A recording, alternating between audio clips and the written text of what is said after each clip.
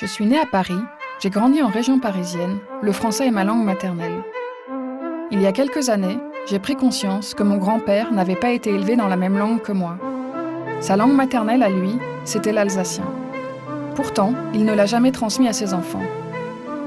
Cette information m'a fait l'effet d'un électrochoc, comme s'il me manquait une pièce du puzzle.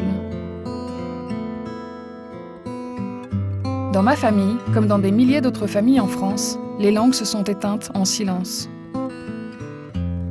C'est un non-sujet, comme si cela était dans l'ordre des choses d'abandonner sa langue. Mais si demain je devais abandonner ou voir disparaître le français, cela me serait tout simplement insupportable.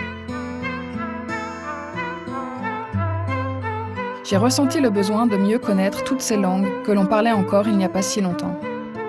Que sont-elles devenues réellement derrière le constat alarmant de leur mort annoncée ? Que disent-elles de notre culture, de notre identité, de notre diversité ? Que représentent-elles dans le cœur des gens qui les parlent encore ? Ont-elles encore un avenir ? J'ai pris la route, avec toutes ces questions en tête, pour aller découvrir de plus près 5 de ces langues de France. L'alsacien, le breton, l'occitan, le corse et le basque.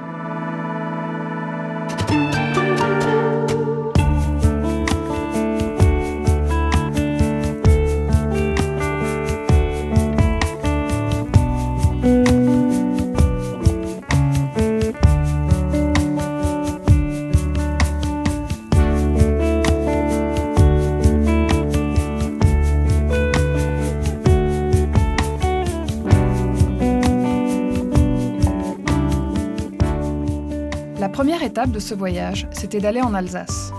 Ma grand-mère m'avait souvent raconté qu'après la guerre, mon grand-père l'emmenait voir des pièces de théâtre en alsacien. Elle ne comprenait rien, mais elle riait de voir les gens rire aux larmes. J'ai voulu aller voir si ce théâtre était toujours vivant.